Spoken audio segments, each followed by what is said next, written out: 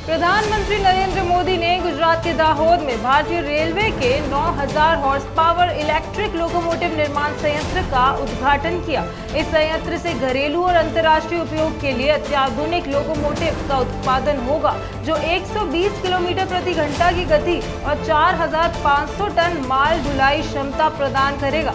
मोदी ने 24,000 करोड़ से अधिक की विकास परियोजनाओं का शिलान्यास भी किया, जिसमें स्मार्ट सिटी और पेयजल योजनाएं शामिल हैं। विदेश मंत्री डॉक्टर एस जयशंकर ने दिल्ली में विदेश मंत्रालय की परामर्श समिति की बैठक की अध्यक्षता की। बैठक में ऑपरेशन सिंदूर और आतंकवाद के सभी रूपों के प्रति भारत की जीरो टॉलरेंस नीति पर चर्चा की गई। उन्होंने इस संदर्भ में मजबूत और एकजुट संदेश भेजने के महत्व को रेखांकित किया। राष्ट्रपति द्रौपदी मुर्मू ने राष्ट्रपति भवन में गोंड और मधुबनी कला के कलाकारों से मुलाकात की। इन कलाकारों ने सृजन कार्यक्रम के तहत एक सप्ताह तक राष्ट्रपति भवन में रहकर प्राकृतिक रंगों से चित्रकला की थी। राष्ट्रपति ने इन कलाओं में मानव और प्रकृति के अटूट संबंध को सराहा और कलाकारों को प्रोत्साहित करने की अपील भी की। केंद्रीय गृह मंत्री अमित शाह ने महाराष्ट्र के नागपुर में राष्ट्रीय न्यायालयिक विज्ञान विश्वविद्यालय के स्थायी परिसर का भूमि पूजन और शिलान्यास किया। इस अवसर पर मुख्यमंत्री देवेंद्र फडणवीस, केंद्रीय मंत्री नितिन गडकरी, मंत्री चंद्रशेखर बावनकुले और विधायक आशीष देशमुख भी उपस्थित थे।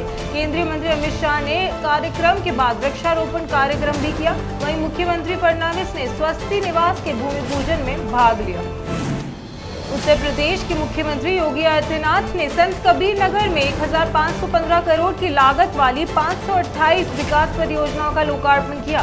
इस अवसर पर उन्होंने बखीरा झील, तामेश्वर नाथ धाम के विकास और मेडिकल कॉलेज की स्थापना की योजनाओं की घोषणा भी की और कहा कि इन परियोजनाओं से जिले का समग्र विकास होगा और रोजगार के नए अवसर भी सृजित होंगे। दिल्ली की मुख्यमंत्री रेखा गुप्ता ने दिल्ली के शालीमार बाग विधानसभा क्षेत्र में पीएनजी सुविधा का शुभारंभ किया।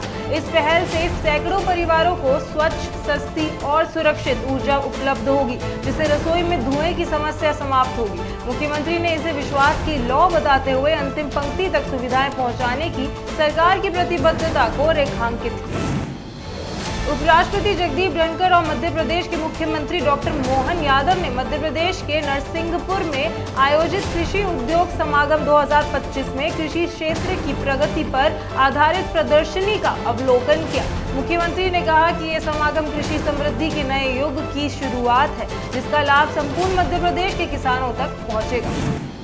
उत्तराखंड के मुख्यमंत्री पुष्कर सिंह धामी ने उत्तराखंड के कोटद्वार में मालन नदी पर 62 करोड़ की लागत से पुनर्निर्मित पुल का उद्घाटन किया। इस अवसर पर विभिन्न विकास परियोजनाओं के शिलान्यास भी किए गए, जो क्षेत्र के समग्र विकास में सहायक होंगे। मुख्यमंत्री ने कहा कि इन परियोजनाओं से कोटद्वार क्षेत्र में आधारभूत संरचनाओं में सुधार होगा और विकास की गति तेज होगी।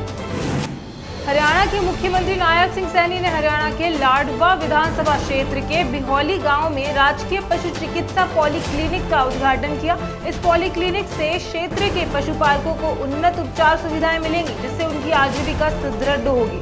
मुख्यमंत्री ने इसे किसानों और पशुपालकों की समृद्धि की दिशा में एक महत्वपूर्ण कदम बताया।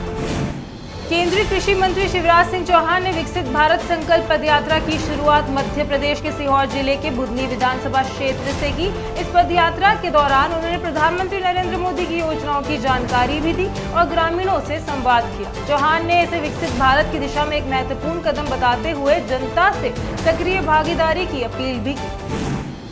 मौसम विभाग ने मुंबई, ठाणे, रायगढ़ और रत्नागिरी जिलों के लिए रेड अलर्ट जारी किया है, जिसमें अत्यधिक भारी बारिश, आंधी तूफान, बिजली और तेज हवाओं की संभावना जताई गई है। उप मुख्यमंत्री एकनाथ शिंदे ने राज्य प्रशासन को उच्च सतर्कता बनाए रखने और समय पर राहत एवं बचाव कार्य सुनिश्चित करने का निर्देश भी दिया है। उप मुख्यमंत्री अजित पवार ने भारी बारिश से प्रभावित क्षेत्रों में कृषि, आवास और संपत्ति के नुकसान का पंचनामा तैयार करने के आदेश भी दिए हैं।